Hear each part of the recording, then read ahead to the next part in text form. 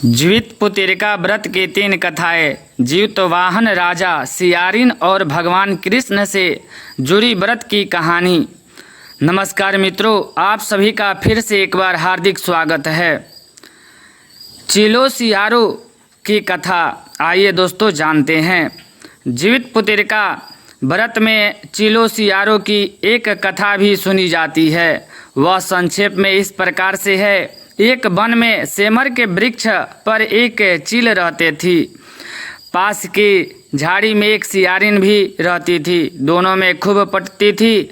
चीलो जो कुछ भी खाने को लेकर आती उसमें से सियारिन को भी जरूर हिस्सा रखती।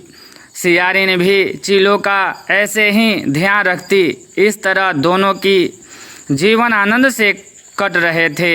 एक बार वन के पास गांव में औरतें जिगुतिया के पूजा की तैयारी कर रही थी। चीलो ने उसे बड़े ध्यान से देखा और अपनी सखी सियारो को भी बताओ। फिर चिलो सियारो ने तय किया कि वे भी यह व्रत करेगी। सियारो और चिलो ने जिगुतिया का व्रत रखा। बड़ी निष्ठा और लगन से दोनों दिन भर भूखे प्यासे मंगल कामना करता व्रत में रही। मगर रात होते ही सियारिन को भूख प्यास सताने लगी।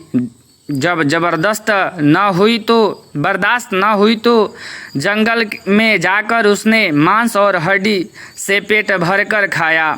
चिलो ने हड्डी चबाने के कड़कड़ की आवाज़ सुनी तो पूछा कि यह कैसी आवाज़ है। सियारिन ने कहा, दिया बहन भूख के मारे पेट में गुड़गुड़ कर रहा है, यह उसी की आवाज़ है। मगर चिलो को पता चल गया।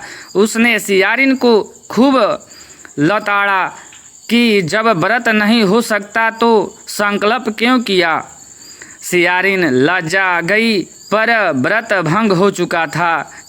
चिलो रात भर भूखे प्यास से रहकर व्रत पूरा की। अगले जन्म में दोनों मनुष्य रूप में राजकुमारी बनकर सगी बहनें हुई। सियारिन बड़ी बहन हुई और उसकी शादी एक राजकुमार से हुई। चिलो छोटी बहन हुई। लड़की उसकी शादी उसी राज्य के मंत्री पुत्र से हुआ।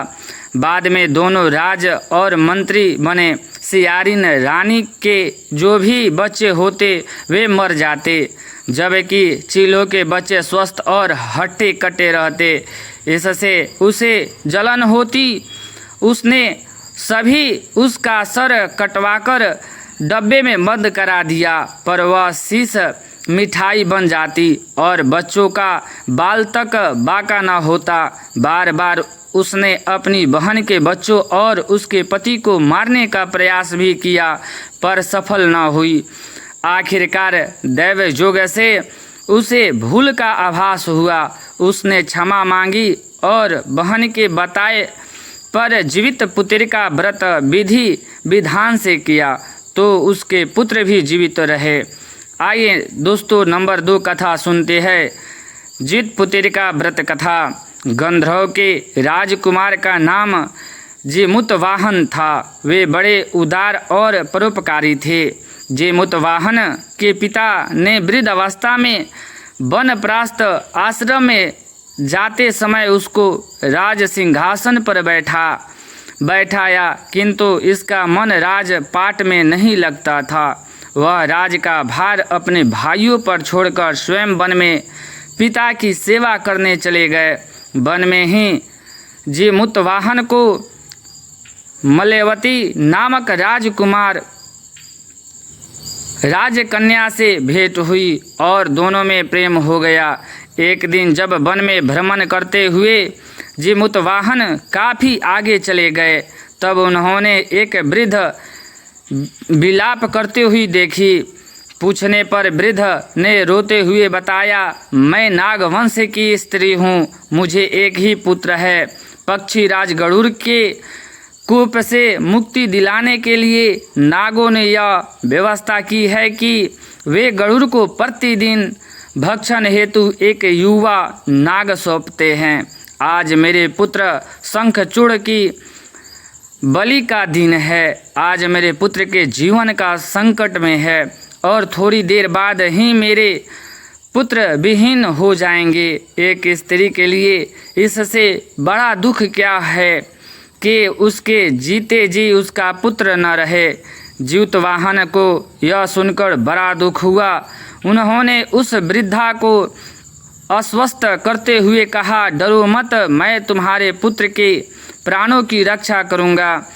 आज उसके स्थान पर स्वयं मैं अपने आप को उसके लाल कपड़े में ढक कर बद्धशिला पर लेटूंगा ताकि गरुड़ मुझे खा जाए पर तुम्हारा पुत्र बच जाए। इतना कहकर जीतवाहन ने शंखचूड़ के हाथ से लाल कपड़ा ले लिया और वे उसे लपेटकर गरुड़ को बलि देने के लिए चुनी गई। बद्धशिला पर लेट गए। नियत समय पर गरुड़ बड़े वेग से आए और वे लाल कपड़े में ढके जीतवाहन को पंजे में दबोचकर पहाड़ के शिखर पर जाकर बैठ गए। गरुड़ ने अपनी कठोर चोंच का प्रहार किया और जीतवाहन के शरीर से मांस का बड़ा हिस्सा नोच लिया। इसकी पीड़ा से जीमूतवाहन की आंखों से आंसू बह निकले और वह दर्द से कहराने लगे। अपने पंजों में जकड़े प्राणी को आंखों में से आंसू और मुंह से कराह सुनकर गरुड़ बड़े आश्चर्य में पड़ गए, क्योंकि ऐसा पहले कभी ना हुआ था। उन्होंने जीमूतवाहन से उनका परिचय पूछा। जीमूतवाहन ने सारा किस्सा कहकर सुनाया कि कैसे एक स्त्री के पुत्र की रक्षा के लिए वह अपने प्राण देने आए हैं। आप मुझे खाकर भूख शांत करे। गरुड़ उनकी बहादुरी और दूसरे की प्राण रक्षा के लिए स्वयं का बलिदान देने की हिम्मत से बहुत प्रभावित हुए। उन्होंने स्वयं पर पछतावा होने लगा। वह सोचने लगे कि एक यह मनुष्य है जो दूसरे के पुत्र की रक्षा के लिए स्वयं की बलि दे रहा है, और एक मैं हूँ जो देवों के संरक्षण में हूँ किंतु दूसरे की संतान की बलि ले रहा हूँ। उन्होंने जीमूतवाहन को मुक्त कर दिया। गरुड़ ने कहा, हे उत्तम मनुष्य, मैं तुम्हारी भावना और त्याग से बहुत प्रसन्न हूँ।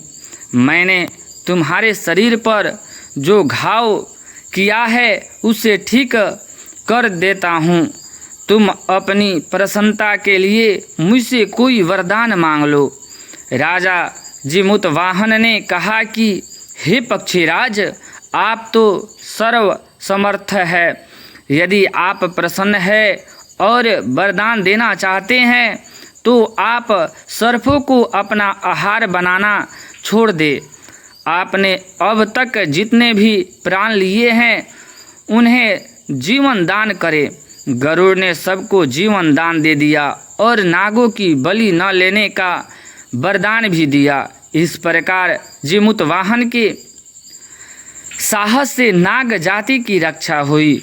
गरुड़ ने कहा, तुम्हारी जैसी इच्छा वैसे ही होगा।